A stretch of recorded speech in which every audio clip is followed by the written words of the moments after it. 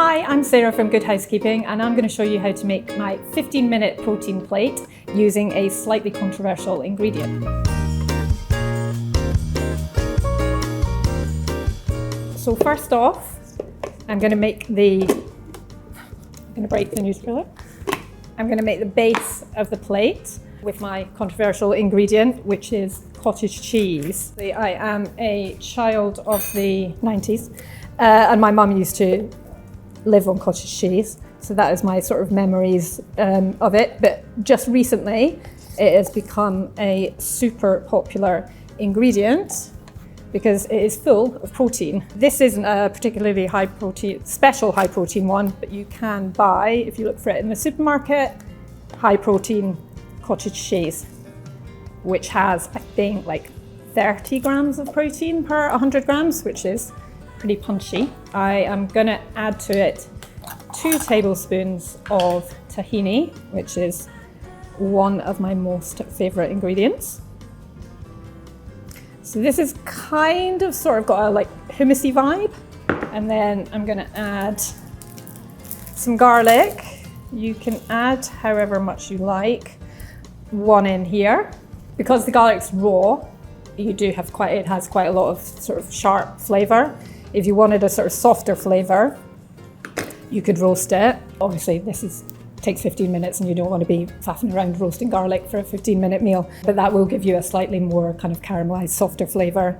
So I'm going to go in with the juice of half a lemon, just as you would in a hummus. Lid on.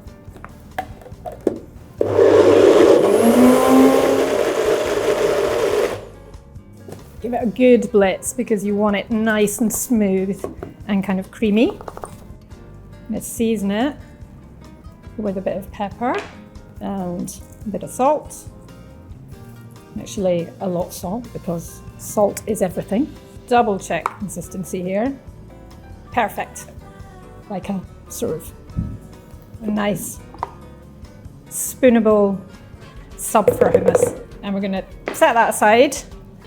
And we'll come back to it in a minute.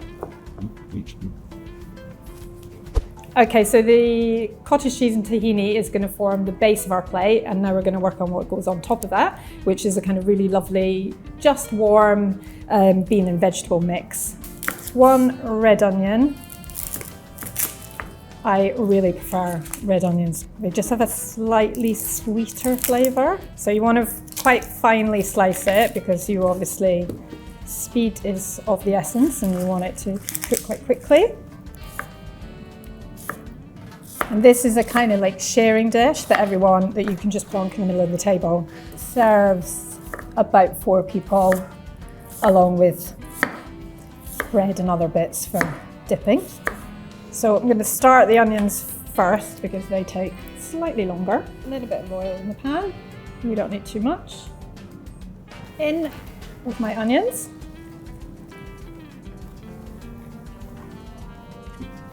Just give them a little stir. When you're frying onions, always add a little pinch of salt. It's not really working as a flavor in this way, it just helps kind of extract some of the moisture from the onions and helps them cook a little bit quicker. They really only need about 5 minutes, so whilst they are frying away, just going to chop a couple of tomatoes. You just want these in a kind of rough dice. I do, if I'm taking my time with stuff, I do really like taking the seeds out of the tomatoes for stuff like this because they kind of sometimes add a bit more moisture than you need. But honestly, it's a faff that you don't need when you're just trying to get something on the table. Just keep the onions moving so you make sure that they don't catch. The beauty of this kind of food is that you can sort of just use whatever's in your fridge and whatever whatever veggies that you have that you prefer. So in this you could add in ribbons of courgette, you could add in some like spinach towards the end if you've got it. You could probably think of more things, but my mind has suddenly forgotten what all vegetables are. Another favourite of mine, which I use all the time in my kitchen, is pre-roasted peppers. They're just brilliant, go in everything and saves you so much time. These are starting to soften really nicely. Just give them another couple of minutes before adding the tomatoes and the peppers. These really don't need to cook for very long. You are essentially just warming them through in the mix. You can see they're kind of going nicely translucent now. So when you're happy they've had enough, in with toms and peppers. I'm just going to add a little touch of bahra, which is a Middle Eastern spice mix, which is just absolutely jam-packed, full of flavour. I use bahra a lot in my cooking. It's a sort of blend of 7 spices, I think, which can kind of vary from region to region, even family to family. But it's got lovely warming spices like cinnamon, cloves, nutmeg, with things like cumin, coriander, and black pepper. So it's kind of like a little bit spice, but sort of warming and comforting. Onions are cooked really lovely and soft. I've just added the tomatoes and peppers just for a minute or so with the spice blend. And now I'm going to add the beans. I was somewhere last week and I heard someone say, you must treat the bean like a queen, and I'm all for that. Beans are basically going to save the planet. They're packed full of protein and fibre, and they're a great substitute for meat, and they're also like super versatile. I'm a big advocate of a jarred bean.